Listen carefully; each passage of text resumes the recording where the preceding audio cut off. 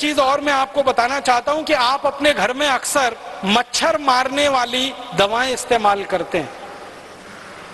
अलग अलग नामों से बाजार में बिकती हैं। कोई जो है लिक्विड फॉर्म में आती है, आप उसको लगा देते हैं।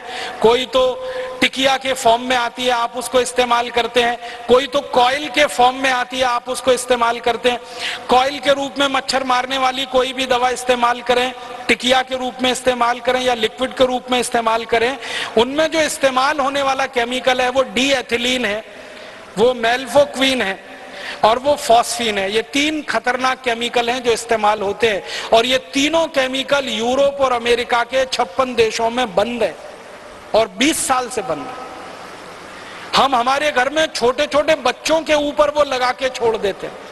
मैंने कई घरों में देखा 2 महीने के 3 महीने के छोटे छोटे बच्चे सो रहे हैं और उनके नजदीक में वो कॉइल जल रहा है जिसका धुआं नाक के रास्ते से बच्चे के फेफड़े में उतर रहा है। वैज्ञानिकों का यह कहना है कि ये मच्छर मारने वाली दवाएं अंत में मनुष्य को मार देती हैं। कई बार क्या होता है, मच्छर तो इनसे मरते नहीं है, मनुष्य मर जाते हैं जिनके लिए ये दवाएं इस्तेमाल हो रही हैं।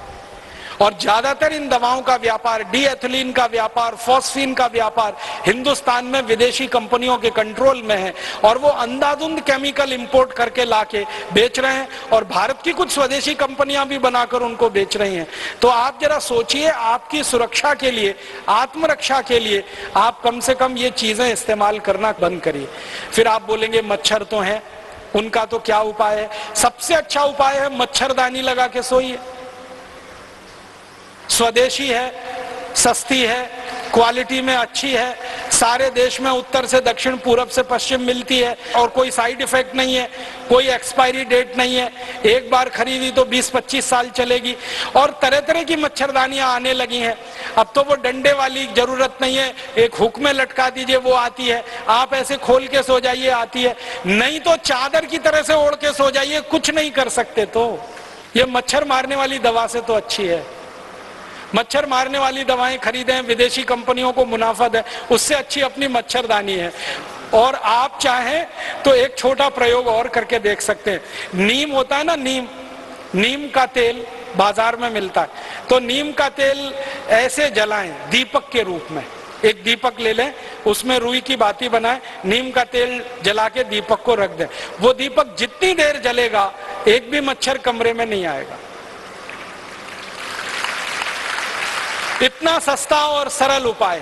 नीम का तेल बाजार में 30-40 रुपए लीटर मिलता है। 1 लीटर तेल खरीदेंगे, बड़े आराम से 3-4 महीने चलता है। और दूसरा एक तरीका है, गाय के गोबर से बनी हुई अगरबत्ती और गाय के गोबर से बनी हुई धूप बत्तियां भी बाजार में अब आ गई हैं।